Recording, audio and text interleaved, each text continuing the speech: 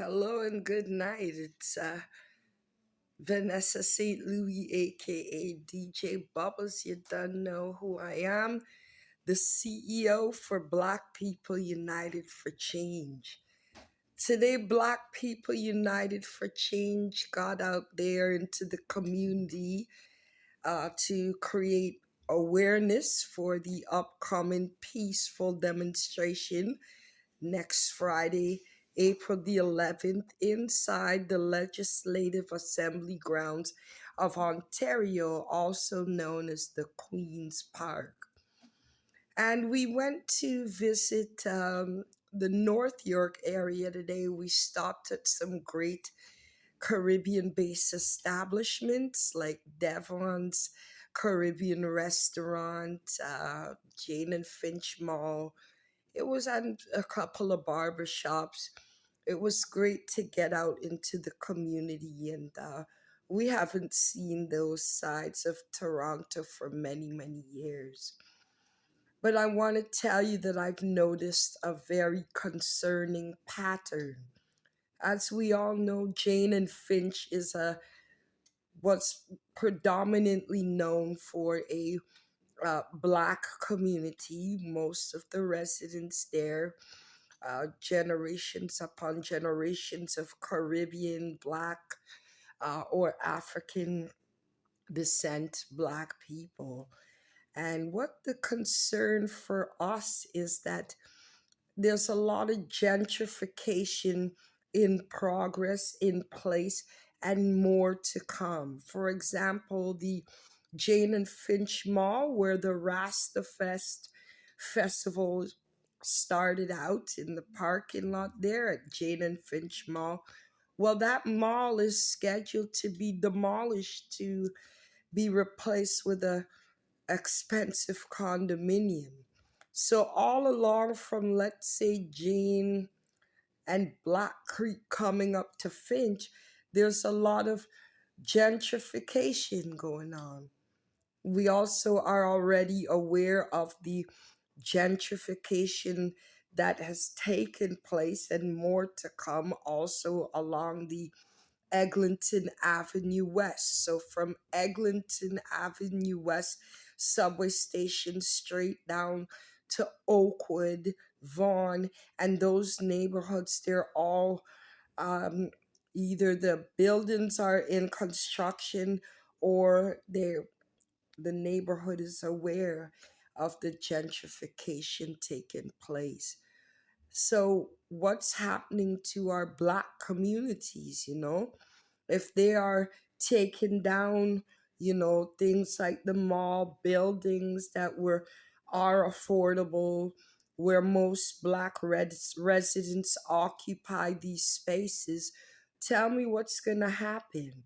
After these condominiums go up, these condominiums are going to attract a certain ethnic group, which is not going to be our black ethnic group. So, all of these families on the Eglinton West area and the Jane and Finch and Jane and Shepherd, Jane and Chalk Farm, all along those areas that are predominantly occupied by black individuals, they are going to be misplaced.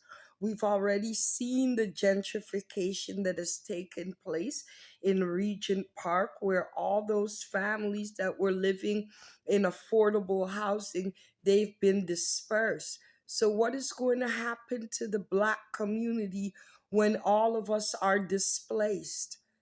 It's so very hard to say that we're going to thrive on unity if our communities are being targeted for areas or locations to be replaced with commercial buildings or very expensive condominiums that will be way outside of our affordability.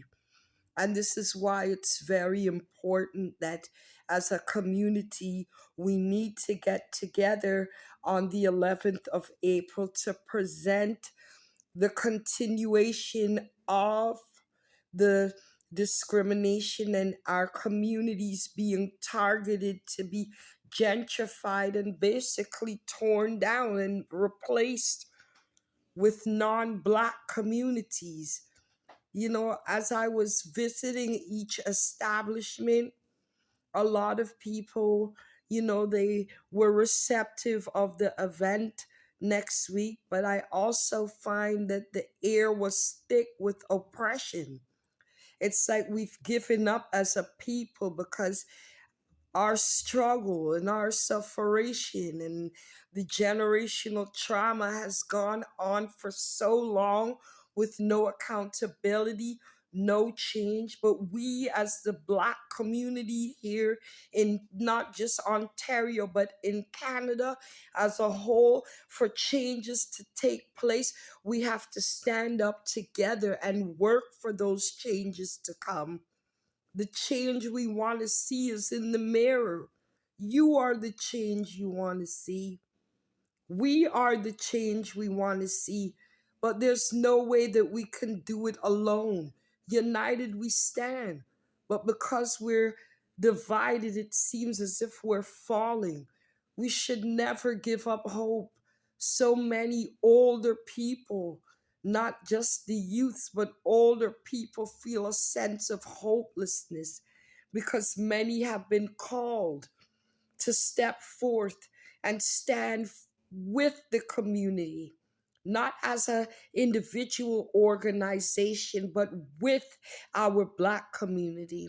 But many have been called to stand and fight for our rights and demand justice and demand accountability and demand changes in the law that acknowledges that, yes, the Black community in Canada has gone through too many tribulations, spilled blood in the street, neglect from government officials because they haven't heard us speak. They haven't heard our voices. They might hear one or two, but because it's a few voices alone standing against the wind, our cries continue to get lost in the wind. Massive. I cannot explain how imperative it is that next week, Friday, April the 11th, that we stand as one. Again, I'm calling upon the late, great brother Martin Luther King. He said that the law, although the law cannot change the heart of a man, that very same law can restrain the heartless. We cannot just stand by in silence and give up in defeat while they tear down our communities literally through gentrification and continue to allow our youths to be lost in hopelessness in the street. Our children, our baby children in kindergarten and up believing that they are less than because of the color of their skin. It is time. Yes, I can tell you what we need to do as a community, but we need to make that stand. You can only give up when the show is over.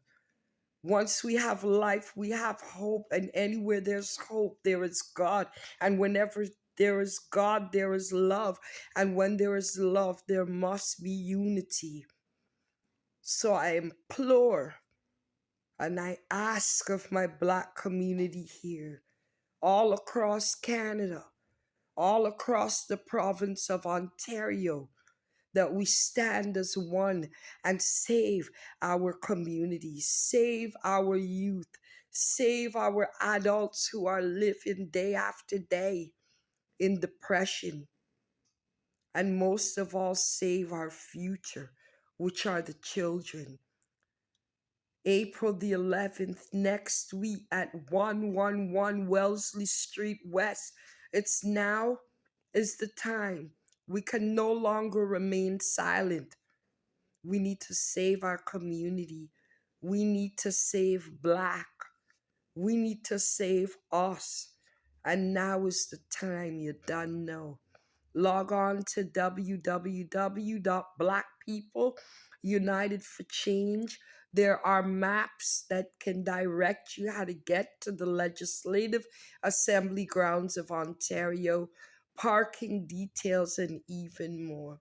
I do hope to see you there because if we don't stand for ourselves, who will?